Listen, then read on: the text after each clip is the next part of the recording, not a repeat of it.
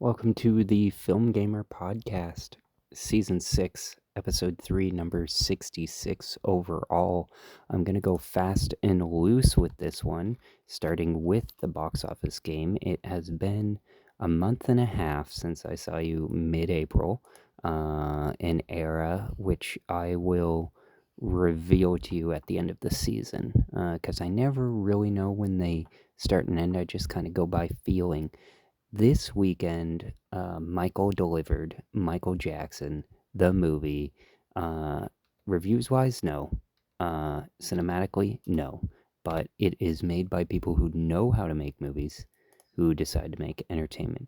It is 39% on Rotten Tomatoes, which is pretty low considering they screened it for fans first. The consensus goes, while Jafar Jackson's smooth moves bring the king of pop to uncanny life, this musical biopic mostly plays like a greatest hits album that could have benefited from including liner notes to give actual insight into the icon. But people are just going because they want to see the music, and they want to see the music performed. And, Michael Jackson is the biggest pop star of all time. So this movie, which cost anywhere between 150 to 200 million. I am leaning on the right side of that. Had to be reshot because they wanted a vindication courtroom scene where Michael Jackson is shook down from some guy who's accusing him of pedophilia, which I think, given his history of abuse by his father, Joe Jackson, played in the film by Coleman Domingo quite well and understood to be. Um, I think, violence begets violence. And, I'm struck by something Bill Maher said once where he was talking about, I think it was Trump, and it was during the Me Too era. And he's like, one person or two. It's like a jilted ex wife, ex girlfriend, we get it. And then he's like, for Trump, you'd need, it's like 50 people. It's like a whole lineup. And in that, you can see sort of the pattern. And that's why I think Michael Jackson is, guilty of pedophilia. Although I still, listen to his music, I've always, separated the two. And somebody pointed out the funny thing about, all of Michael Jackson's, music that was more meaningful to him kind of fell by the wayside, but the fun stuff, the Billie Jean, the Thriller, the Beat It, those ones are the ones that stuck, Smooth Criminal. So it's interesting here. That movie that was made by Antoine Fuqua, who made the Equalizer trilogy, he made Training Day, he made Olympus Has Fallen, The Replacement Killers, Emancipation with Will Smith, Infinite with Mark Wahlberg. He's a perfect, middle of the road director. And he's not great, but he's just good enough for the type of film they want to make. And so what happens is they film the ending about, Michael, them having to pay off an abuser or whatever, shakedown for money and make that part of it. And then it turns out that they didn't legally clear that victim that they portray in the movie cannot be portrayed on screen as part of a legal clause. So they have to scrap the ending of this movie that they were making and refilm it with a different ending, which I guess ends with the release of his album Bad, which was I remember the music video was directed by Martin Scorsese. I don't really like that album very much, but it's cuts the era of Michael in half. I hope the second movie is called Jackson, but obviously if you're playing the hits, it's going to be a hit, and that's what this movie did. It ended up costing 200 million, but it opened to 218 million worldwide. Now, the rights are split. Lionsgate could have taken this all themselves, but they didn't want to absorb all of that risk. They're a bit of a, they're like studio number 7 in terms of making big time movies, even still behind, 20th century. So they sold off foreign rights. A24 does this a lot. Smaller independent studios do this a lot. And basically they sell off in local markets like Germany or UK or whatever, and they sell to these other distributors. On this one, Lionsgate split it with Universal. So Universal made like 121 or grossed 121 million in their markets that they're distributing, and Lionsgate did 97 million, which is the biggest that they've opened post pandemic, but not biggest overall. It's that's one of the Hunger Games films, which one did 150, two did like 160, which I think is the record, and then three did 127, and then four did, if I think, I want to look here, Mockingjay Part 2, that is. Because it was like 102. It was like way down. But anyways, so that was about 11 years ago, and that's like the last big opening they had. Before that, it was John Wick 4, which is funny because 3 is like Parabellum or whatever. But 73 million was the highest that they had opened to. John Wick Chapter 4, decent movie, 2023. And I did like Ballerina too, and Kane is filming the Donnie Yen movie. But anyways, Lionsgate doesn't have a whole lot of hits, so they needed this, basically. And they've slimmed down their company because they had a TV channel.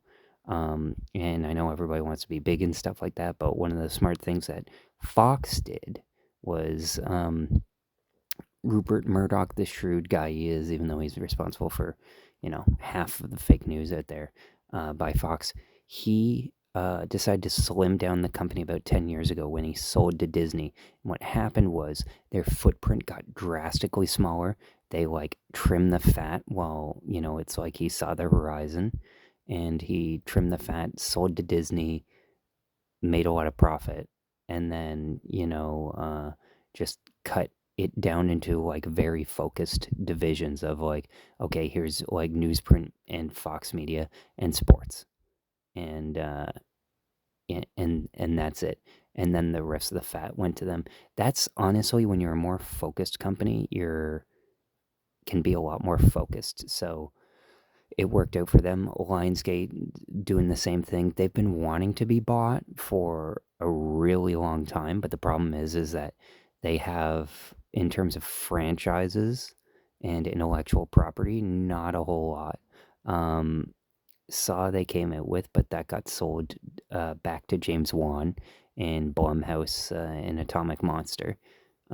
So they have control of those rights, not Lionsgate. And then, Lionsgate also had Knives Out. They lost that to Netflix. And then they had, they have John Wick, but that's Keanu Reeves is old. And, the spin-off Ballerina was unfortunately a bit of a bomb from the world of John Wick. I still thought the movie was decent when I saw it last June, and it got a decent amount of promotion, and it played decently within the realm of its genre of like a female action movie, like Furiosa did similar, that kind of thing. But yeah, not uh, not a lot going there. Expendables 4, their other main franchise, was terrible, like Razzie winning awful. And then the one other franchise they have is Twilight, and that's like finished. There is another book that Stephanie Meyer wrote from the perspective of Edward that, somebody who could do. It'd be cool if they gave it to like Ang Lee or something like that and had it be like a remake, just had them cast whoever to make it look like as different as possible. But Stephanie Meyer would also have to be okay with the book being entirely different. But, anyways, yeah, Lionsgate doesn't have a lot of franchises. They're very good at releasing stuff on DVD. They have a good catalog of like straight to DVD movies and stuff like that they depend on, and they also do DVD releases for other companies. and they make their money by just selling off foreign rights. The next big movie they have is The Hunger Games, of course, and they just asked for gigantic price tags of like international sell-offs of like 30 million or something crazy like that, like per market.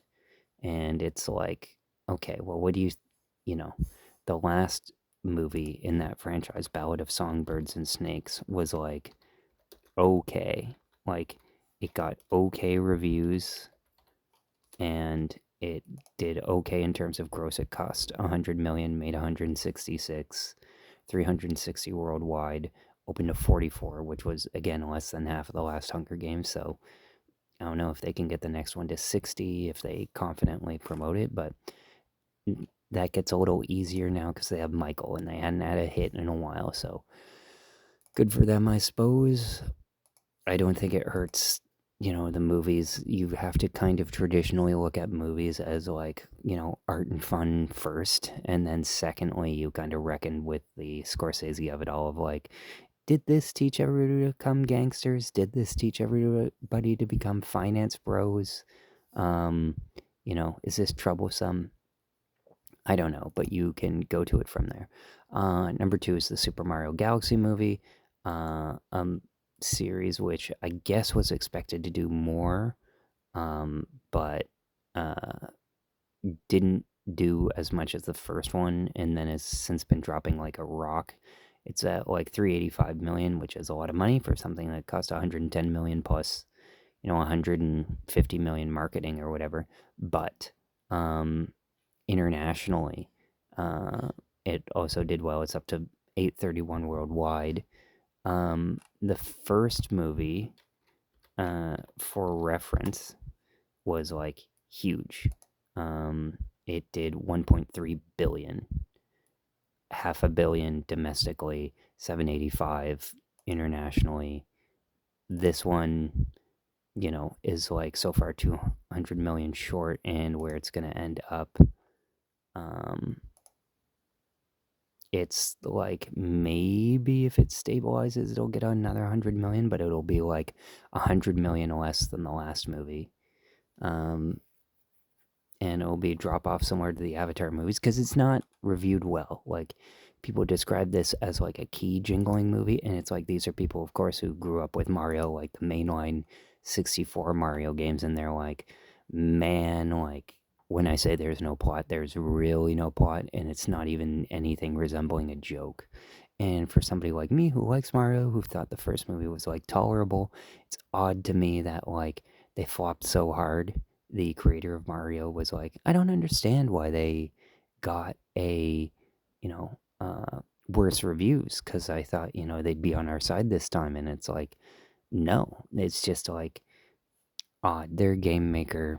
They understand gameplay. That's how the Mario movies have always been. They're not, story driven. Number three is a story driven thing because it's an MGM adaptation of a book from the creator of The Martian, which has made way more money than The Martian ever did. Is it as good of a movie? I still haven't yet to see it. It's 2.5 hours long, and one of them where I'm like, oh, do I really want to go see that? Do I really want to go see that myself? I would have maybe seen it with my brother or my father, but we weren't able to exactly. So it's made 600 million worldwide. It can still make about, 30 million or so more. Um, so like mid 60, close to 700 million. Huge hit for Amazon. For reference, F1 the movie made about 634, which this is honing in on and will easily beat. So it's of the upper mid tier blockbuster. If you want to think of it like any movie that makes 100 million domestically, technically is considered a blockbuster. Um, but it's funny that it hasn't really changed in that time because it's like, okay, if we're going by that, then by definition, the movie If with John Krasinski is a blockbuster. Still haven't seen that. Do people consider that like a blockbuster film? Probably not, but it is a major hit. Um, and then like scrolling all the way down, The Housemaid was the last movie to cross 100 million, and that made 126 million.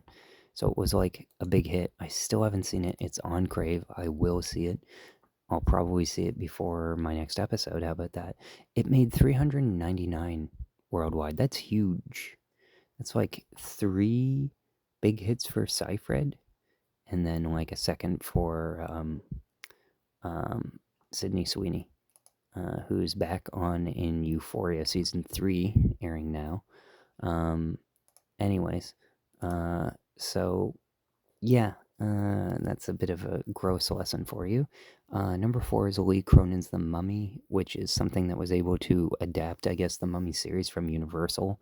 They got like the remake rights and stuff, and they wanted the name recognition of the Mummy, but had to change it just enough, so they just attached the director's name to it, and the reviews are like, it's fine, you know, but it hasn't made a whole lot of money, really.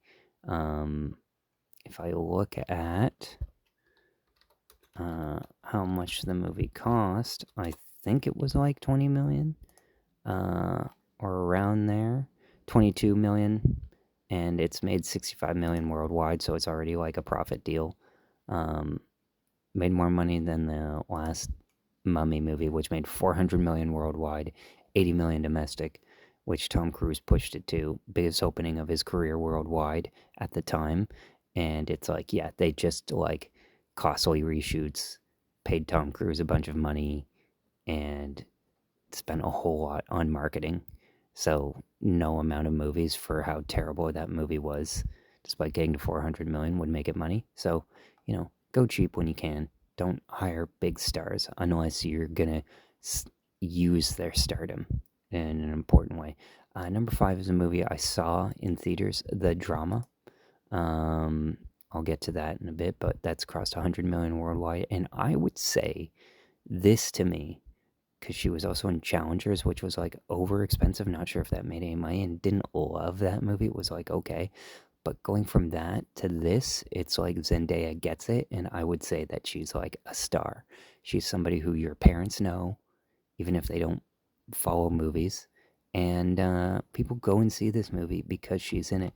She does the smart thing where she, in this case, um, if not getting paired with like a well-known director like Luca Guadagnino for Challengers, she gets paired with Robert Pattinson. But at the same time, that didn't work for Lynn Ramsey and Pattinson in Die My Love, which got good reviews, and then movie like flopped it. But that's, a Lynn Ramsey film is very dark and depressing and stuff like that. That is not something you really treat with wide releases. That's one you really slowly roll out, because you can't think about like who the audience is going to be, because you have to really tease it out. Like, We Need to Talk About Kevin is her most famous film, which the title is more famous than the movie itself. But anyways, in this case, Robert Pattinson goes from like Mickey 17, which bombs, nobody cares.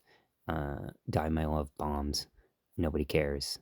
And then the Drama, people are like, oh, he's a hot star. Whereas like if Zendaya had done that and been in 2 movies, this is the first movie she's been in since Challengers, and her and Robert Pattinson are going to be in this, which is a good movie. Dune Part 3. Zendaya is also going to be in Spider-Man, Brand New Day. And so there's this, there's Dune Part 2.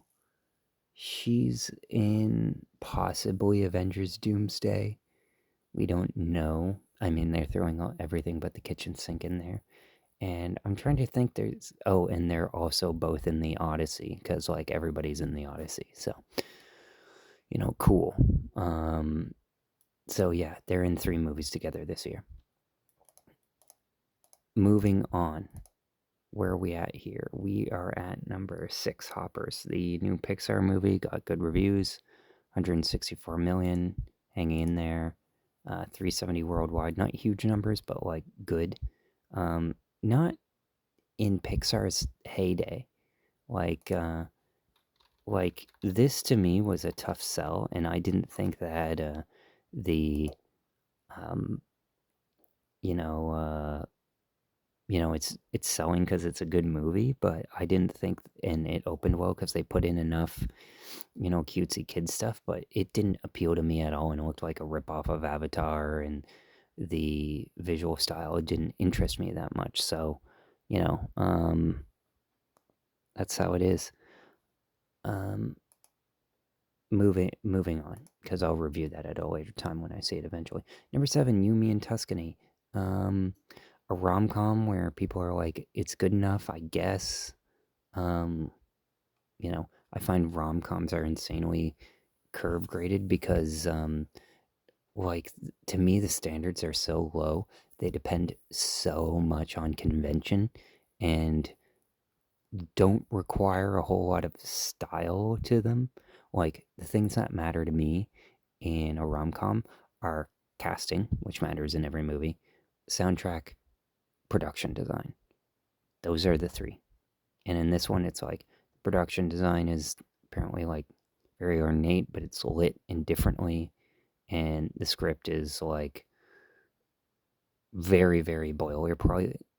And, but people are like, it seems like every time, oh, we haven't had a rom com in a while, so this is better than most because it went to theaters. But like, yeah, it has done.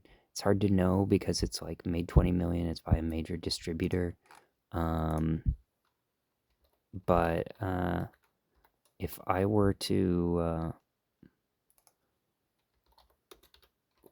You, Me, and Tuscany, is it gonna list the thing? Because it looks like a streaming film. It cost 18 million, did 20. It'll make its bones back, on home video, and that will be fine. Um, so there you go.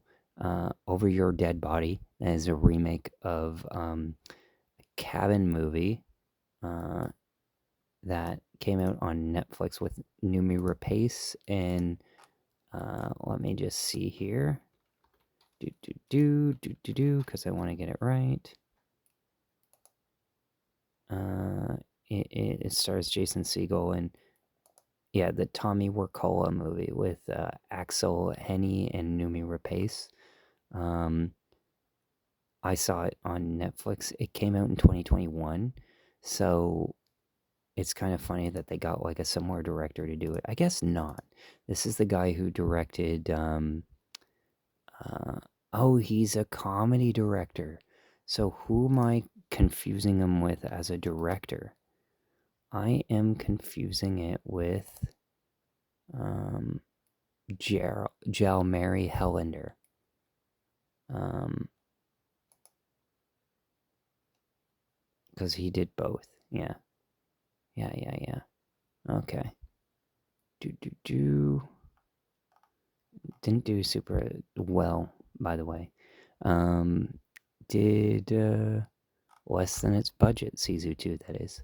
Whereas Sisu 1 did, which I saw at TIFF, was like a hit, did like 14 million, 6 million euros. Anyways, Over Your Dead Body is from that director and a remake of a movie that I saw that was good. Didn't really need a remake, and I'm not usually one to say that, but I guess I think differently because I don't know. Sometimes, I mean, I used to think, oh, if it's in another language, you can remake it. But now I'm just plainly, if a movie has, like, if one movie, like, if it does it have bad special effects, yes or no? Have social and cultural uh, norms changed? No, then don't remake it. But if you can significantly change it, like the style of it, to mean something different, then it's worth it. But like, it's an action movie about like a couple who goes to a cabin that secretly both plan to kill each other, and then robbers or whatever come in. So yeah, they got this from the director of Never Stop Stopping, Pop Star, and then the MacGruber movie. So yeah, um, people it's good for comedy, I guess. All right, moving on. Mother Mary, Anne Hathaway movie, which looks like a ripoff of In Fabric, also by A24. I don't care. Uh, Anne Hathaway to me is like a Vogue cover model now. She's like ceased becoming a regular person. Number 10 is American Youngboy. I've never heard of this movie at all. NBA Youngboy's Massa Tour film. Oh, it's a tour film. Okay, well, good for that person. Make a million. 583 theaters. That's not bad. 11 is Fuse, movie with a very cool premise from David Mackenzie, director of Hell or High Water and Relay, about a World War II bomb that's discovered on a road in Britain that hasn't gone off yet, and it's an action tense thriller. Um, and the director said he made this as like a movie. People liked it, although they didn't like it as much as Relay from last year, which was also good.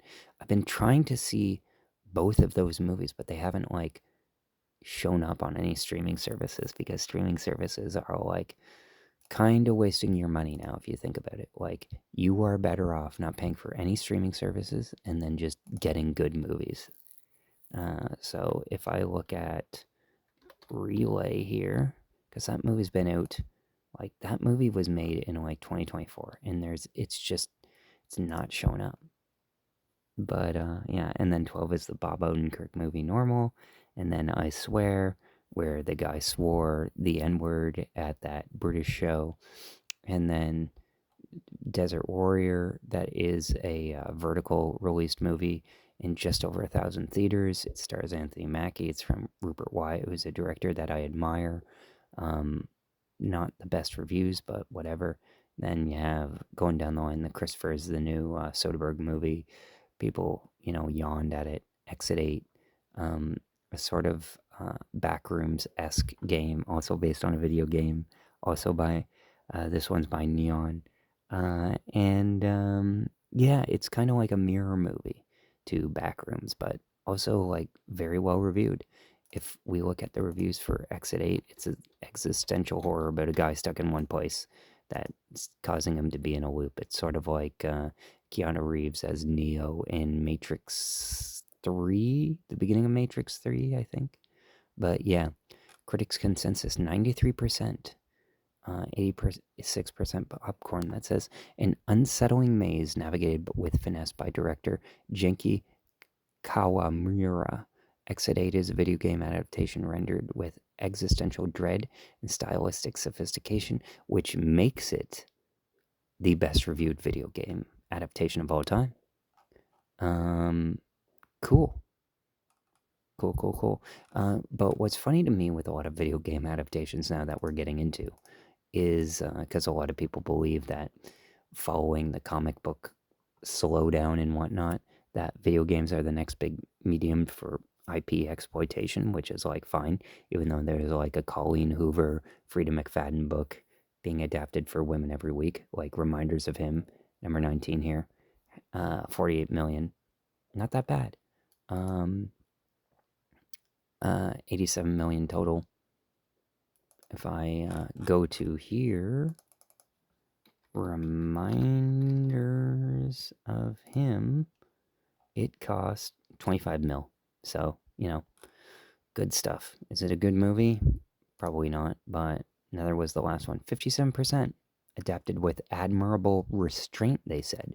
Insensitive performances. Reminders of Him doesn't stir the passions enough to qualify as quality melodrama, but does contain a respectable amount of grace notes.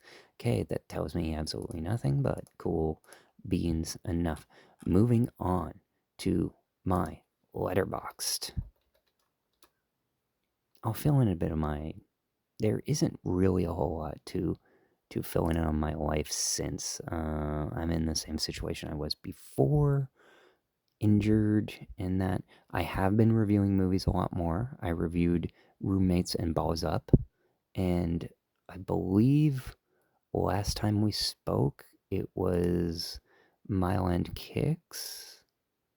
It was before Mile End Kicks. Yeah, so that was another movie by Chandler Levesque that I reviewed, who I have thrown the occasional tweet at, which is just kind of interesting. But anyways, I reviewed at the Ottawa Film Festival, her movie. By the way, I didn't check and see who won at the Ottawa Film Festival. Let me check now. We'll find out in real time. I went and reviewed Mile and Kicks because it's apparently played at TIFF. Didn't see it. And then it played at Kingston. I was in Ottawa. Didn't see it. And then, yeah, it played in Kingston. Didn't see it. And then the trailer came out. I'm like, this looks great. When's it coming out? Oh, March, 20th or whatever. Okay, well, I'll go up to Ottawa and I'll see it. And it came out like in April, wide release, but was at the Ottawa Film Festival. So, lucky me.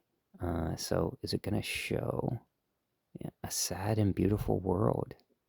Okay. I've won the People's Choice. Oh, so 2 movies. Okay.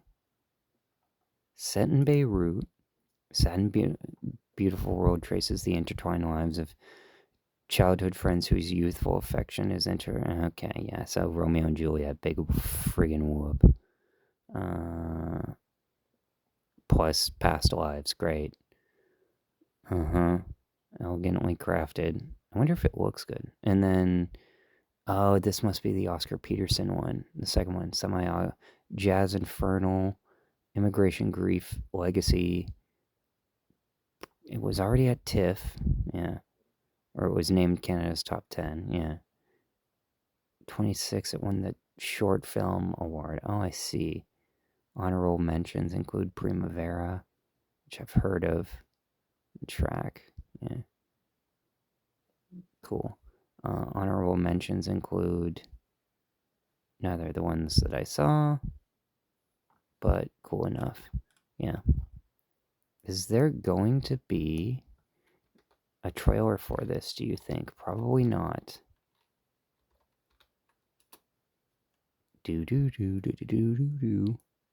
But, the short film that I saw before Mile and Kicks looked, right, yeah, official. I'm gonna turn this down a bit.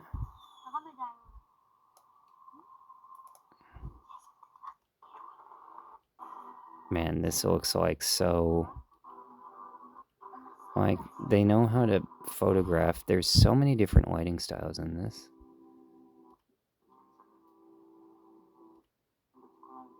But, they all look decent, even though it's not consistent.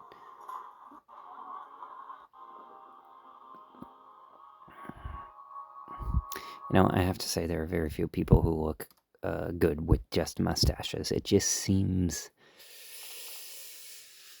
butchy. I don't know. Like, if you're not going to be a comedian, like, if you're not going to look like a goofy dad, then don't bother, because I don't like how it looks. It looks weird. It's like, why choose to have hair only on your upper lip? It's like you don't want it. I can't take anybody seriously who has a mustache there. Anyways, but, somebody tells a story, an honest story, fulfill a niche. That's what it's about, as long as good things are getting seen. And then sometimes it's just popular things. This can't be the whole thing, right? TIFF, short. This looks kind of basic for a short film, but, whatever. Moving on. So, my profile, go to reviews. Last day, March 16th, so go back to reality. Oh, there goes gravity. Oh, you're so mad, but you won't give up that easy. Man, that was a brutal night. It's weird. Yeah, Clute was the last one I saw. So, good luck, have fun, don't die. Really looked forward to this, and then saw watching the movie, and the sets did look good, but it was kind of like an, oh, that's it kind of movie. Turned out it was like 20 million, well spent, but like, it's like they're in a diner and then they're walking around some alleys and then they're in suburbs. The Children Will Save Us, dot, dot, dot, nope. Kind of depressing boomer movie. Bad screenplay with a decent concept. The AI apocalypse is right material. Crossing it with Night of the Living Dead is kind of uninspired. Moving on to Shelter. One of these days, a Rick Roman Waugh film will have a great title, but it is not today. It's about Jason Statham looking after a little girl. That's it. Great action that borrows from Bourne, Bond, Wick, and countless others without ripping them off. It's a nice little upper tier Statham flick. It does nothing new, and I started to forget about it the moment it was over. True, couldn't remember it until now. And it could use some trimming in the middle, but I enjoyed it while I was watching it.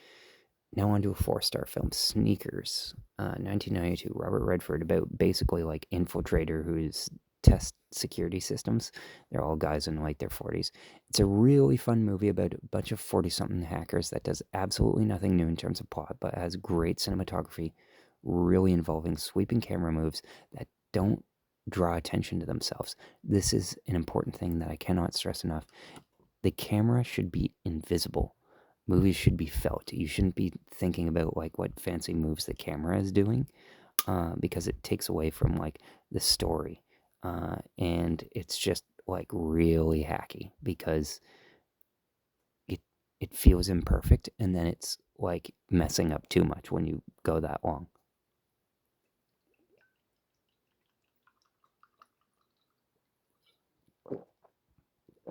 That's some good water right there. So moving right along. Uh, saw quite a few movies, because I'm back in Kingston. So I rented from the library Monster Summer, a movie I wanted to see a lot. It's a solid little independent film for kids. It's directed by a former child actor, and it's just about kids who, um, it's funny, I can't quite remember it. If I give the plot description here. When a mysterious force begins to disrupt their big summer fun, Noah and his friends team up with a retired police detective to embark on a monstrous adventure to save their island. Well done, does not linger in the mind at all. Um, Mason Thames is in it, Mel Gibson is in it, as well as Abby James Witherspoon, who is related to Reese. I think niece, maybe. But anyways, it's I don't hate it while watching it. Every time I tell my sister about a movie, it's like, oh, she's already seen it. They've already seen it. Oh, it's too violent. Oh, it's too this. And then I watch it. It's like, it's none of those things. So next time I'm just going to plow through showing. Anyway, um, the Mel Gibson scenes are ironically hilarious. Or maybe not so ironic because he literally does utter the line at one point. Yeah, one thing, one mishap can ruin your whole reputation. It's like, you don't say Mel. Kevin James does an incredibly bad Cajun accent. Um, I enjoyed watching it, even if it's not memorable. Also, Kevin James shoots all of his scenes in one area, sitting down, which is also pretty funny. Um, then we move on to the 2.5 stars of Scream, 7. I wrote that it's the second worst Scream film after 6. Truly terrible killer reveal, which doesn't like is somebody completely outside of the narrative, and the horror movie logic comes with the territory, but man, there are an increasing number of annoying characters that won't die, like Gale Weathers or Chad has no reason to exist and is often poorly paced. Easily the worst directed entry in the franchise, probably the worst written, but the one thing that does redeem it is its lack of ego and shame, and Nev Campbell does carry it well. uh, Eternity, I gave half a star. When I saw this movie debut with a 100% rating, fresh rating on Rotten Tomatoes at TIFF, I was tempted to go out of my way to watch it and be the first to write a negative review. Alas, I'm not enough of a hater. The minorities in this film are servants. It's basically about a guy who goes to the afterlife. His wife follows, and when she goes to the afterlife, she finds that her first husband is there, who is like also into swinging and stuff. But that's not enough because her husband is Callum Turner, a guy who Hollywood tells you is like super attractive, but I don't really see it. Tells you is super charismatic, but I don't really see it. It was in a movie that was like so bad, The Only Living Boy in New York. It's amazing it didn't career kill his career if it not for the fact that he's tall, white, and British. you know. Um, that's the trifecta, because in acting, all you need to do is basically get in the door, show up, know your lines, not piss a lot of people off. Then you can kind of hang around. And then if you hang around long enough without diving deep into drugs or pissing a lot of people off by like showing up late to set and doing crazy shit, um, then like you've like people remember you and you're like, oh, he was in something, so he is something. So that's how you get it. Like getting in the door is the whole thing when it comes to Hollywood. But, anyways, the minorities in this film are servants. It takes 2 hours to arrive at the most basic and predictable conclusion imaginable. It is wildly miscast because the two male leads are way too similar to each other. The movie doesn't even know who its lead is. This movie sucks. I struggled to pay attention to it even though I was barely on my phone. It steals from so many different movies with nothing to build on it. Defending Your Life, Eternal Sunshine of the Spotless Mind, Oblivion, and Here. Finally, the most important job of a director is casting, and if you get it wrong, it's fatal. And well, this is it. Half a star. One of the worst movies I've seen in the last year. 3 stars. 3,000 Miles to Graceland. I wish streaming companies didn't exist and Disney Fox didn't combine so we could get funny time wasters like this. 10 name actors, a lot of meaningless shootouts, a lot of sex and violence. Kept my dad and me company past midnight, and I didn't feel like my time was wasted, although Crave adding ads really tested my patience because Bell as a company sucks. It's about a group of Elvis impersonators who are bank robbers. 3.5 stars to Send Help, a movie about um, Rachel McAdams, who has an asshole boss played by Dylan O'Brien, and they crash land on an island. And it turns out that she's really good at survival stuff, and he isn't. And she is forced to take care of him. So it's like Misery meets Castaway. It's well acted and directed. The script isn't amazing, but it's a cut above both movies. 3.5 stars out of 5. On to How to Make a Killing, about a man played by Glenn Powell who decides to off all of his relatives in order to make a killing. And I have enough evidence now to come to the conclusion that Margaret Qualley is a bad actor. A disappointment coming from the director of Emily the Criminal. The movie lacks humor and thrills, and the ending strange credibility. Uh, and it also tonally doesn't know, like, is it a comedy? Is it a happy ending for the character? Is it a bad ending for the character? What does it mean for the character? Is it true love? Is it a tragic comic? Is it tragic? Um, do we all build our own prisons? Like, it's not clear what the movie is saying. Um, Still somewhat entertaining though, and I liked how it was colored. So 2.5 stars, but like felt a bit long, and again, could have been better cast. I rewatched Nirvana, the band, the show, the movie. 3.5 stars out of 5. Funny film, and appropriate length. Good for people who don't know the show. Holds up well on second viewing. Then we go into Mothman Prophecies, 2 stars. It's a very moody 2000s thriller with the right atmosphere and a never better Will Patton, who I don't really love, but he nails this role. The problem is the Mothman is like a completely nothing villain who isn't scary, and it's coupled with a weird trauma response to 9/11. This is a movie that came out in like January 2002, and you really feel that. It also like takes a real life tragedy and says, "Hey, it was never solved," when really it was like definitively solved, which is odd. Um, Moving up a half star to The Parallax View, the final in the Clute, All the President's Men, Parallax View, Paranoia trilogy of the 70s. This one is with Warren Beatty, who plays a way too chill about reporter who basically gets an ambitious reporter gets in trouble while investigating a senator's assassination, which leads to a vast conspiracy involving a multinational corporation behind every event in the worst headlines.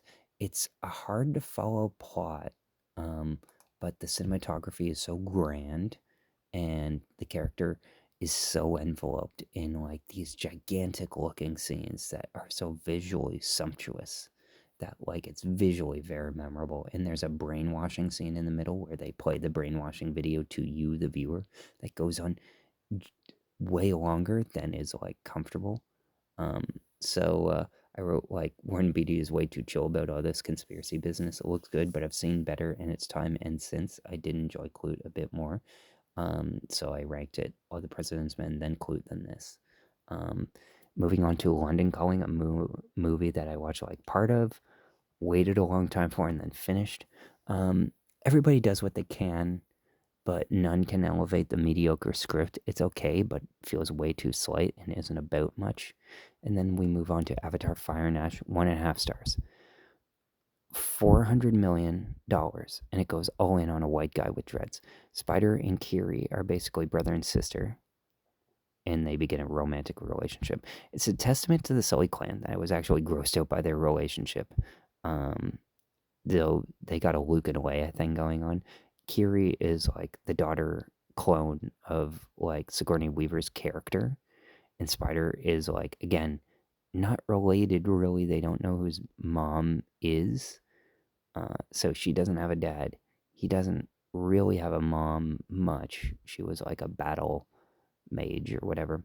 And so the funny thing is uh, just that like they're not related, but like the Avatar movies are really long. The second one is like one of the longest movies I've felt in theaters. And so these two characters spend the whole time like acting like they're family, and there's a couple of them, so you don't know like what the deal is. And then they kind of romantically, like, it's gross. I don't know how else to tell you, but anyways, Avatar 3, more Avatar, less, even less plot, not a whole lot of development. Nobody here aside from Quaritch receives any sort of character development. Whereas the bad guy, like, he gets more involved with the natives as kind of like a dark mirror version of Jake Sully. Um, the new bad guy, Varang, played by Una Chaplin, granddaughter of Charlie Chaplin, um, disappears for long periods. It repeats a lot from the first two, and there's not enough new biomes. You think we're going to see the Ash people? That's only like one biome for like 10 minutes. Also, Edie Falco going down with the ship, like, why? She says abandoned ship, and then like he doesn't get out. It's like weird. This had all the makings to be a great trilogy capper and just gets over its skis, getting drunk on power, the same as like Bay's fifth Transformers, where it's like, yeah, we should probably end it while the times are still good, but we're making so much money. Why? This is Big Jim Cameron's worst movie by a significant margin. Fire and Ash falls apart in the third act with a bad, hokey script he wrote with Rick Jaffa and Amanda Silver, overly saccharine tone, unsupported by too many paper thin, uncharismatic characters. And if this is the end of the Avatar films, it ends with a whimper. And then we have 20th Century Studios film Mike and Nick and Alice, a time travel movie where Vince Vaughn travels back 6 months in time to get a friend who betrayed him, played by James Marsden, by cheating on his girlfriend, Isa Gonzalez, to kidnap his uh, younger self, 6 months younger self, to prevent his and their death. It's a step above Netflix and Amazon Prime and Paramount straight-to-video films, but is frustrating short of being a good movie. My brother estimated that maybe they just didn't have enough time because there's some good fights, all the actors are game. It just falls just short of the goalpost with an ending that comes too easily, not grappling enough with the time travel premise or anything to say, and it really could have been something special, and they probably didn't have enough time. That's my guess, but moving right along. We Bury the Dead, a movie that screams for intimacy and denies itself despite it going against its themes. Emotionally as stunted as the dead it's depicting, it is about America detonates some sort of like dirty bomb across Australia or Tasmania, and Daisy Ridley, playing an American with sort of a shaky accent, um, goes with Brenton Thwaites, who's now like actually like an older, like fully adult person. You know, is somebody who we've seen, like, he's basically where Mason Thames is now, is how we saw him last. Now he's like a full, like, mid-30s, like, dude. Brenton was in Parts of the Caribbean 4. He was the missionary. Anyway, they have some chemistry. This is basically like Monsters, where the bomb that goes off kind of turns people into zombies, but like the kind of non-harmful kind, depending on like what the plot is. And she wants to go and find her husband. Um, and she has a romantic connection. And there are parts of it that like just devolve into straight like horror tropes. And had they stuck with the drama stuff rather than, it's one of those, if it had gone oddly the more pretentious route, it would have been better. But yeah, it's emotionally as stunted as the dead it is depicting.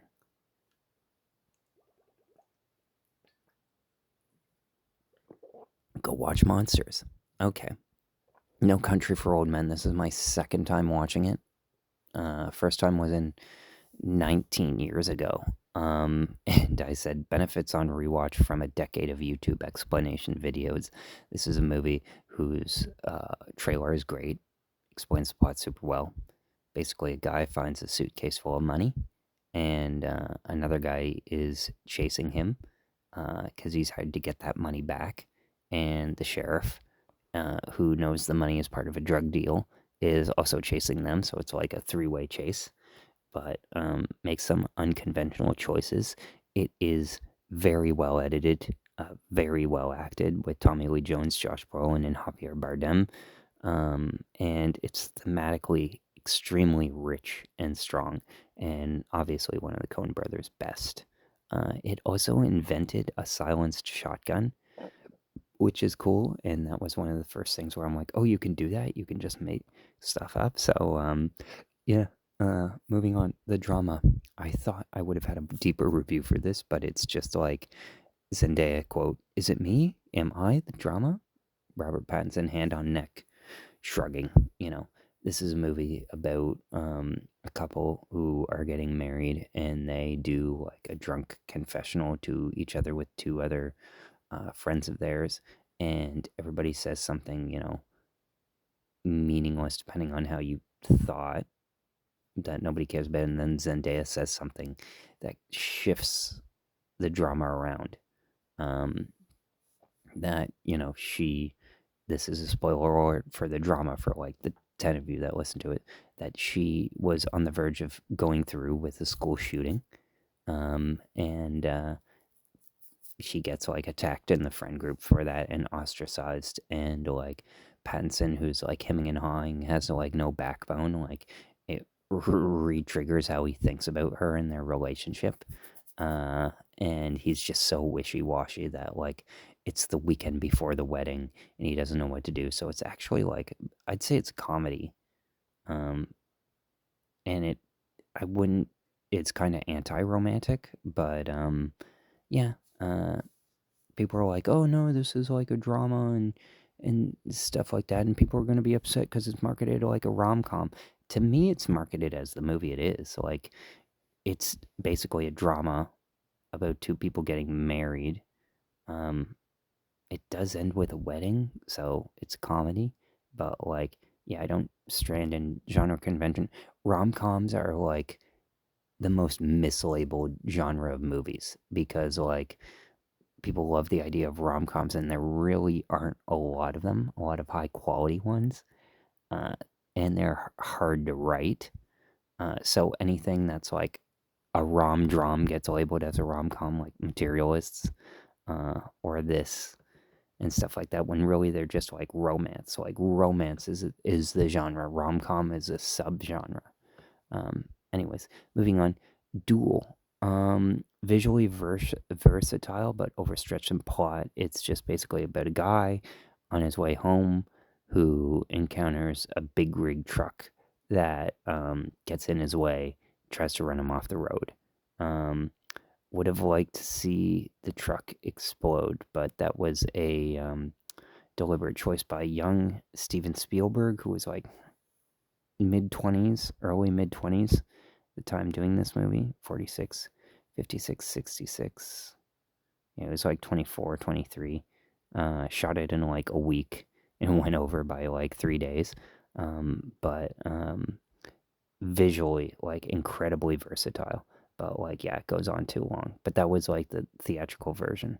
I'm sure on TV it played quite well. But like, yeah, visually extremely dynamic. But like, yeah, don't they could make it into like one TV episode, and that's probably the superior version.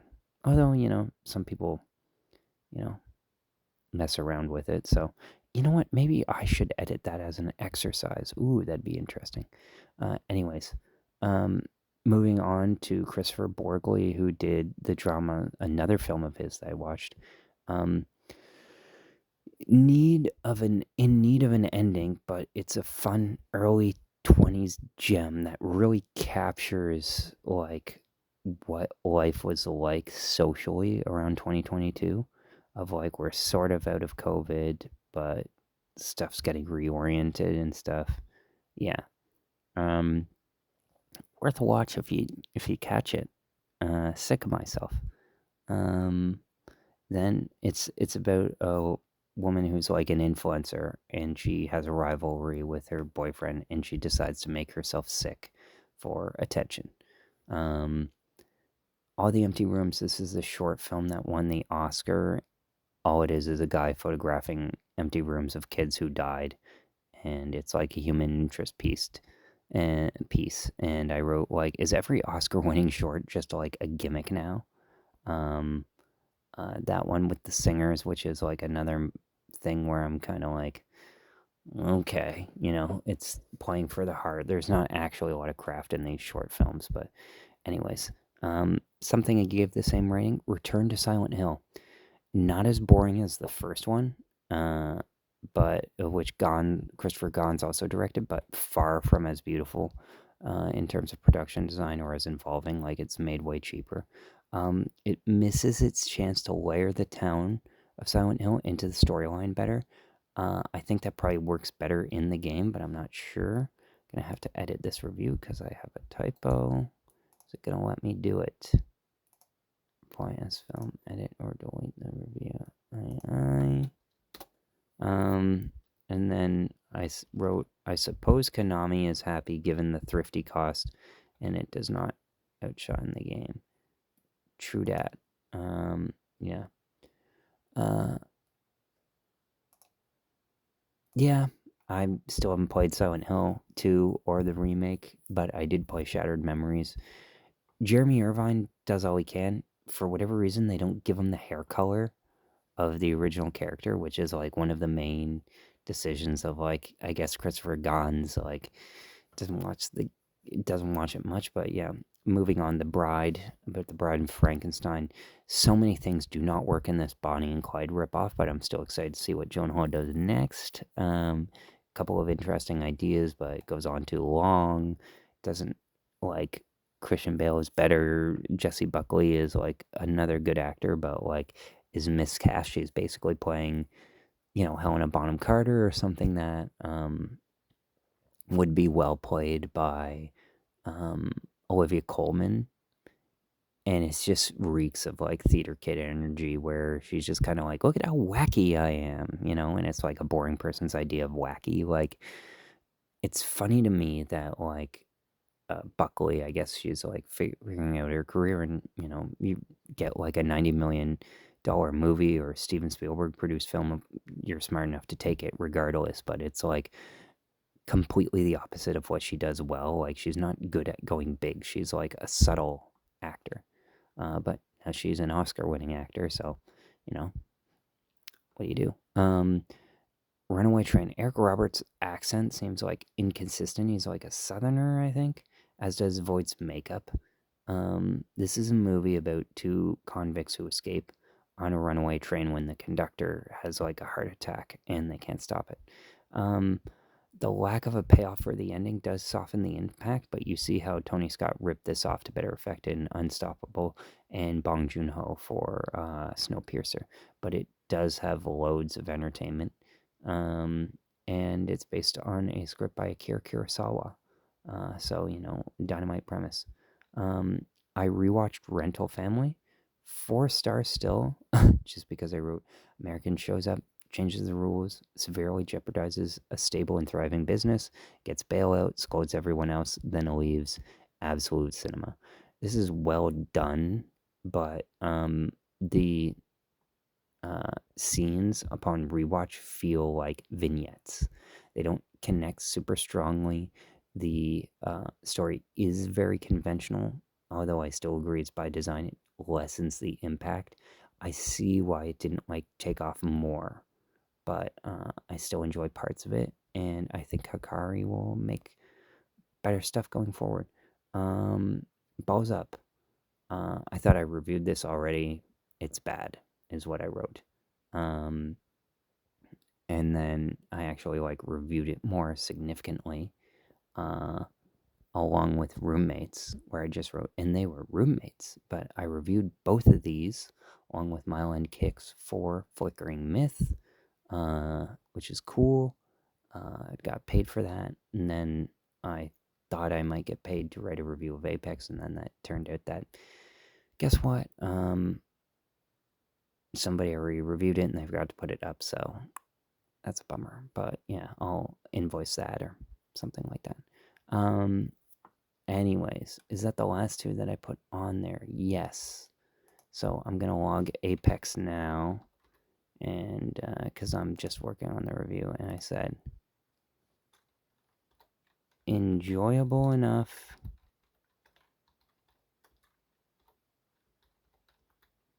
for a straight-to-video movie.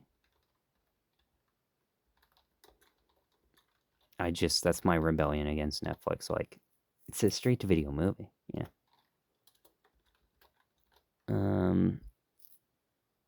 Could have been more.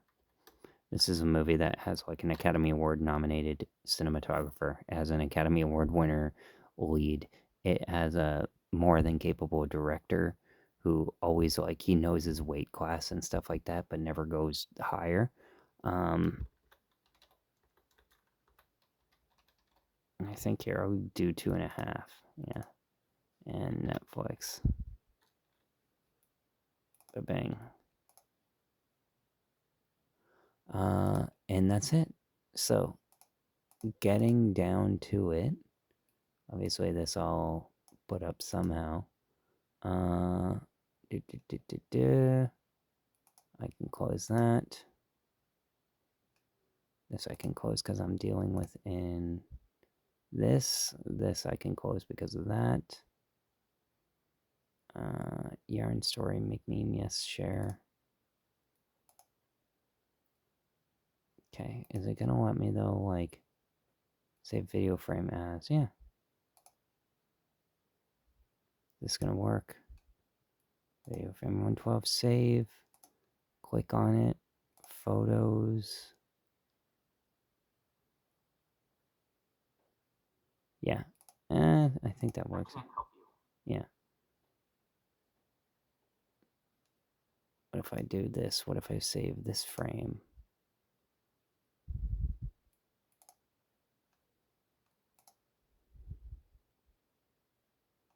I think that one's funnier. So that's what I'll use. Delete that. Getting down to it. I'm putting together a Substack in case you're wondering. And thanks for staying with me, by the way. What are we at now? 103? Yeah, I'm going to end it soon. Don't you worry. Because right now I'm just doing, lorem ipsum, blah, blah, blah. Add my support, and then the image will be, is it going to show here? Yes, it will.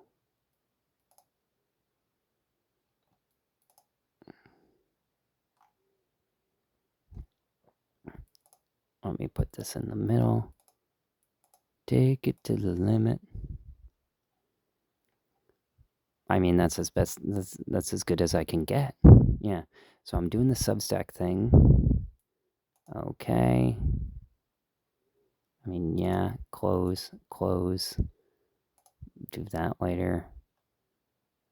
Log into that later.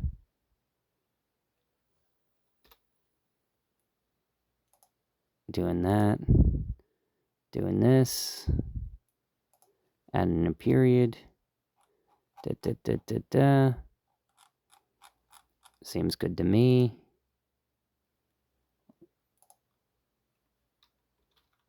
I do movie review. Yeah, of course. course something's going wrong. When is something not going wrong? That's all I want to know. And then can I choose a different? Yeah.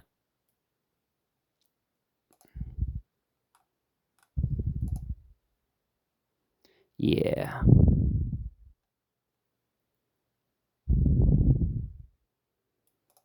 It's good enough for me. Send everyone now. Sure.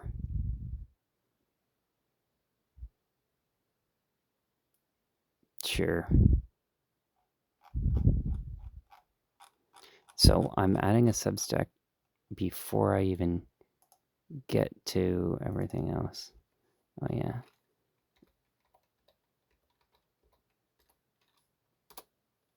Right, I can't. That's why I can't. Okay, well, we'll see where that goes. And this is like still the Flickering Myth post, which I have hanging around. So I got that, and now I'm back onto Spotify. So here's where I'm at. I have most of my games assembled here back in Kingston.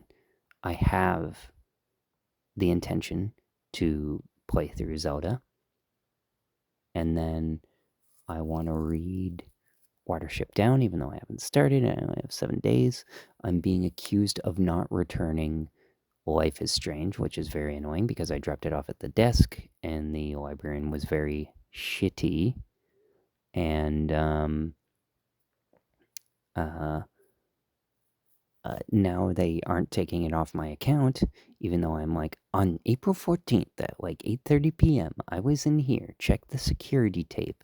I dropped it off. It's not my responsibility anymore. Life is Strange is a game that I went to start playing when I very, very, very first started streaming. And I enabled comments, text to speech. Somebody comes in 15 minutes into me streaming the game, gives away the ending, leaves. I get so mad I write down there like username. I'm like, I'm gonna find this guy. I'm still mad about it to this day. And then 10 years go by and I decide I want to play it again. And I'm technically able to rent video games at the library. So, but this is Uottawa, so it's labyrinthine structure of bureaucracy. And so I try setting it up, and it's like it needs to be renewed. But like I'm an alumnus, but nobody knows what alum because there's not the correct apartment for it. So I have to beg this person, then I have to beg this person, and then I have to set up this account, and then I have to set up this account with a temporary code, and then the temporary code doesn't work. And then, long story short, I basically get a guy to say, here it is, here's your pin. I didn't see it, there it is, boom, there we go. I rent the game. I don't get a chance to play it because, like, personal stuff is going on that kind of has my attention. I injured myself at work and I'm in pain and recovering from it. So I'm trying to navigate the bureaucracy of that, which is its own thing. And then, family health and stuff. And then there's another political thing going on that I won't bore people with, but it basically involved town hall and just like attending meetings and stuff. And all of this is going on. And it's like, I can't just sit down and relax. And it really makes you think back to when you're a kid and you're like, man, remember when all you were thinking of was like blowing off homework, going home and playing this? That was something. And now, today, PlayStation announced, well, they didn't announce it actually. And it's like a DRM thing, which bothers me. But basically, something like every 24 hours, you are going to need to sign in to PlayStation every 30 days. There's going to be a timer on your digital game, which requires you to check in with the internet or the license expires. This needs to change. I can't believe PlayStation is doing it, but they have no competition, so yeah. Yeah. What did someone else write on my Twitter, by the way? Okay, they're saying I'm lying because I hate Trump, whatever. I don't actually think I hate Trump that much. He's too funny to hate. He's a symptom. But yeah. Yeah, half and half. Yeah, I know that. New Jackass came out, and it's like half that. This one goes like always buy physical media because of the PlayStation announcement, and I said Gotham Knights, which was an example, isn't even playable without an internet connection. Um, and then somebody said best part of Monarch is when Sean Anders transforms into Goodman in 2 years, and I said this actually does happen to some dudes, and I'm like when Jogo woke up one day and was Bruce Willis. Um, you know, Looper, good movie. Ryan Johnson hasn't made a better one since. Okay, that's got to be the end of it, right? Yeah. So with Life is Strange, I renewed it. Had to go back to Ottawa. Had to go back to Ottawa to drop it off. It's why it had to be renewed because it was like I was so far away for a while. Um, and I renewed it, and then I went and I dropped it off. And annoyingly, as I thought after, like I dropped it off just at the desk, and I said, "Is it fine here?" The librarian said, "Yeah, well, okay." But it was this shitty librarian who isn't actually a librarian. It's just like a young girl who is like entirely useless. I encountered a lot of these people lately, like young people who are truly useless. They might as well be robots, except some of those robots might be more useful.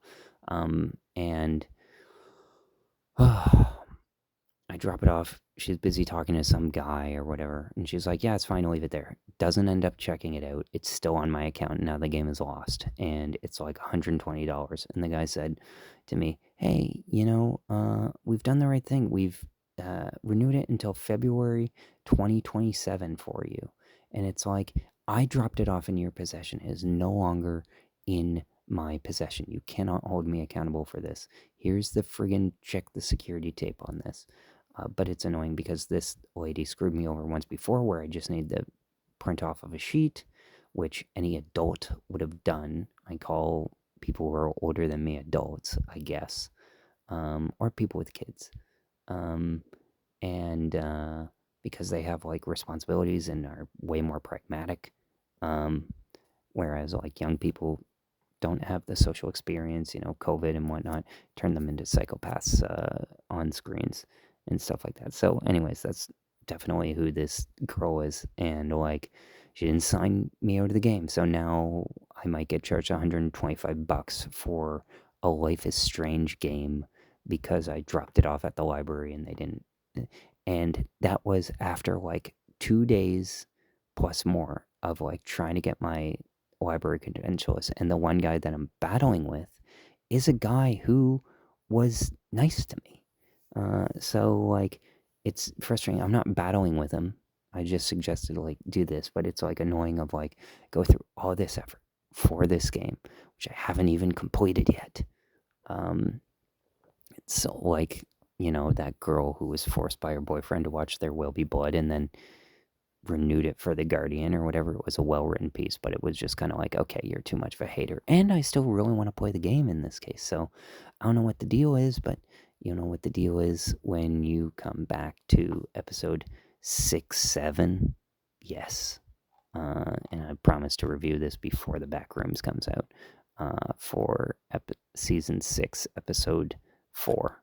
Because this was season 6, episode 3, number 66 overall. So I'll see you back then, and take care. Thanks for hanging with me. Bye.